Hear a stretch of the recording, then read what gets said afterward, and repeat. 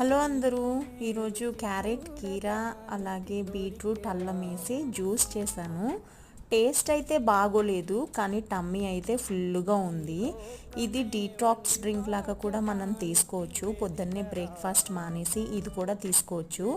చాలా మంచిగా అనిపించింది నాకైతే. ఫుల్గా ఉందన్నమాట.